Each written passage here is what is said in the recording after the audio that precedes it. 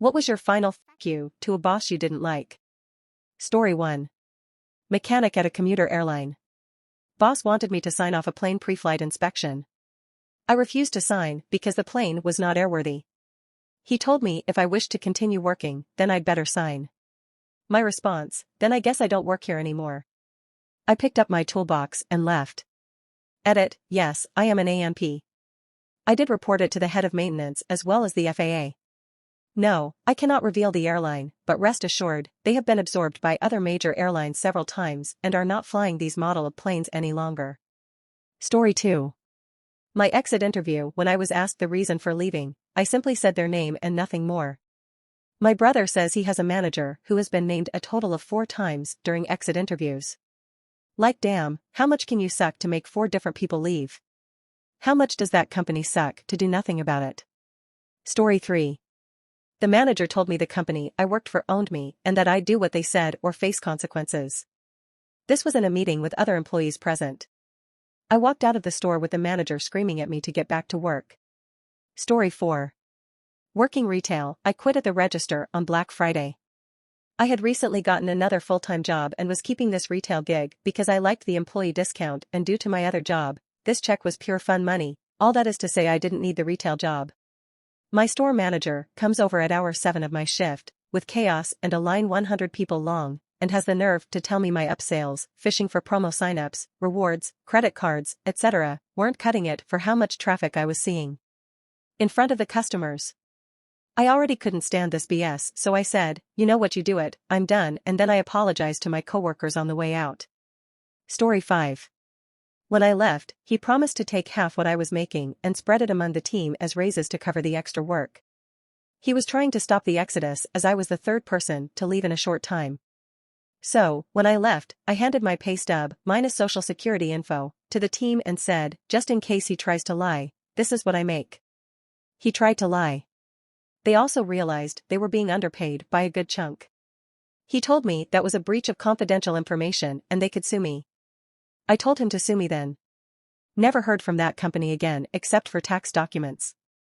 For those unfamiliar, in the US, you are legally allowed to disclose your own pay. And it's illegal for your employer to tell you that you can't. Story 6. I forgot my name tag at my 2nd or 3rd day at work at a supermarket. The manager, Damien, asks me where the name tag was and I was honest, I forgot it. He says to me, how about I forget to pay you? I wanted to tell him off, but needed the job. It was casual hours, but they started giving me more and more when they saw how efficient I was. I had a few runs-ins with the guy over a couple months. He was one of those short guys that had a complex about it.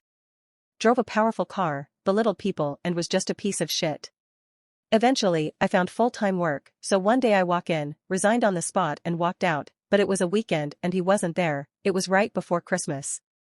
For some reason that night, I get a call from the store asking me to come in to cover a shift the next morning, and I mentioned I had quit. They had no one else to do it and said why not one last shift. I said no and hung up. About 5 minutes later, I got a call from Damien asking me to do the coverage. I repeated to him that I had quit, and he repeated that he needed the coverage and he'd see me in the morning. I said fuck you and hung up. He called me back and said that I can't say that and HR will be having a word with me, so I said fuck off shortass and blocked his number. Thankfully the new job worked out and I never needed that Damien idiot for a reference. Story 7.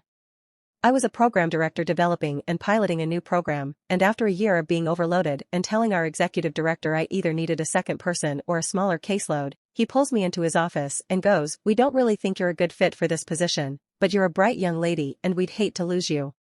I'm giving you the option to stay and be my secretary. You have until 7 a.m. tomorrow to decide. I took an early lunch, walked to my other job, asked if I could take on more hours, walked back, and told him I had found other employment and would have my stuff cleared out by noon. He asked if I could stay 2 more weeks to train a new person, and I told him no. He asked, what if we paid you a consultation fee? I said no. He replied with, but you're the only person in the county certified. Should have thought of that earlier. I could train and certify someone else, but refused to because he was a twat waffle. Dude was like, we really want this transition to be as seamless as possible, and I was like, and I'm sure you'll work really hard in doing so. Emptied my desk and dipped. There wasn't a password policy in place either, so I don't know if they could ever even get into any of my documentation. They may have had to start all my unfinished cases from scratch. Bonus, this was in the middle of an audit where it was discovered that he owed me about $3,000 from unpaid hours. I like to call it my leaving bonus. Story 8. I worked hard over the course of a year to get all my former coworkers I cared about new jobs. I left for a better salary, better work-life balance, better company, and I'm doing something I'm actually enjoying. I've reached out to my former coworkers on LinkedIn and asked if they wanted the same. A few of them have started interviewing for positions. I actually got a text from my former boss asking me to stop poaching their people. Even told me that he's worked hard to give some of his staff a raise after my departure. One of his staff reached out to me to ask about my salary. I told him he was pissed because he was assured that the raise would make him paid more than I was when I left. Story 9.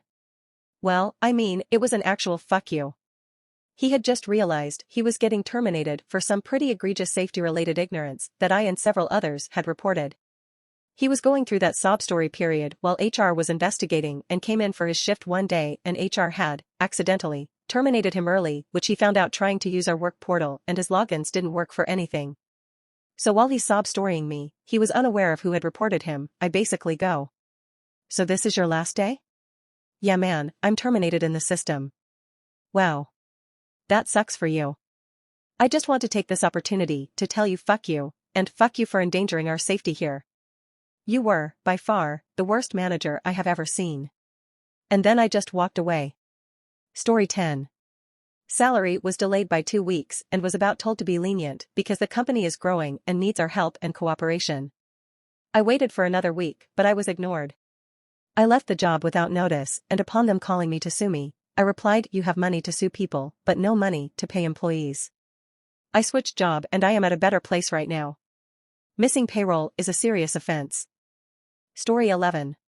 My coworker bought cake and ice cream for the office. Someone asked what we were celebrating. And he said his last day. Story 12. On my last day at the bowling alley, I sent an email to head office detailing all the shit he'd been up to, but everyone was too afraid to report. The day after I quit, the regional manager and a couple of executives turned up for a surprise inspection. He was found in the office, having backed a 16-year-old female colleague in the corner, screaming at the top of his lungs, with his big red vein-throbbing face touching hers. She was distraught and obviously crying her eyes out. Manager was escorted off premises there and then and never heard from again. Story 13. I interviewed for a new job and was offered it. I wrote my 2-week notice that same day and handed it over the next morning. I worked 11 p.m. to 7 a.m. The complete waste of oxygen that was the GM at the time tried to compete with the new job, and I laughed in his face. Told him that in order for me to even consider staying, he would have to give me a $9 an hour raise, PTO, and health insurance. He made a hateful comment, and I took my notice and changed the final date to the current date and told him to have fun working 7 nights a week. The new job was a lateral move, same exact job, same hours, just a better company, and is still my current job. I've had 12 raises, just celebrated 10 years there with management having food delivered for me every night for a week. Story 14. I walked into his office before my shift started, told him I quit. He says, you're giving your 2 weeks notice? I said, looking at my watch, I'm giving my 10 minutes notice. The 2 weeks thing isn't required, it's a courtesy. Story 15. This was my senior year of high school. I worked at IHOP and my direct supervisor was leaving, so the GM was going to take over my schedule. Well, he didn't like me or my 2 friends who worked there as well. So when he posted the new schedule and drastically cut our hours, all 3 of us walked out and quit. He still had to fill like 4 or 5 weekday shifts and cover all of our weekend hours because all of us worked both Saturday and Sunday morning rush. Story 16. My boss and I had butted heads a few times after she took over the office. After finding a much better job, I handed her a list of my job responsibilities, which she asked for because she didn't understand what I did there. This is too much, we'd have to distribute all this to like 4 different people, and I said yeah and walked out. Spoiler, she didn't do any of that and was fired less than a year later, as the office was falling apart. Story 17. Applied for a full-time job at a daycare. Interview was on Friday and the director said she would text me over the weekend to tell my hours for next week. Yay, I got the job. Monday rolls around and no text or email from her, so I am sitting in my pajamas at home, thinking I'm out of work. At 10 a.m. a random number calls me and she asks me to come in for 11. I let it slide, thinking she lost track of time. By the end of the day, I asked for my schedule and she said she'll contact me tomorrow morning at 9 a.m. The next day, it's the same thing, except this time she calls at 11 a.m. asking to come in for 11:15. I waited 2 hours for her call. Now I have no car and live 15 minutes away. On top of this, the shifts were only 4 hours long, so the job isn't even full-time. I tell her I need a schedule by the end of the day. I didn't get one. The next day she calls at a random time. But too late, I'm busy at an interview with a different job. I tell her I'll stop in to get my check by the end of the week because she can't respect my time and lied on the job posting about being full-time. Also, I am not getting paid to be on call. Story 18. I was thinking about quitting but has holding back. I scheduled a vacation with 3 extra days. It was a once-in-a-lifetime type of trip. He rejected my vacation request. I thought about it for a couple of hours. Went to his office and told him I'm taking the trip no matter what. The next morning, the boss met me at HR and gave me a formal written warning.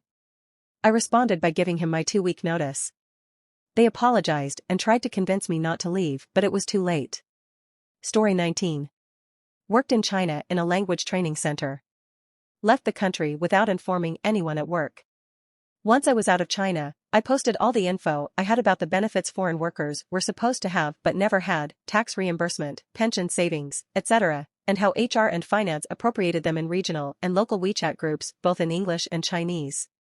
Also posted addresses of local government offices where foreign workers could inquire about the aforementioned benefits or complain about lack thereof. A guy I used to work with spent a stint in China teaching English. When he tried to leave, his employers implied they would report him to the communist government as some kind of spy. He waited until his next paycheck, bought a plane ticket with cash and ran.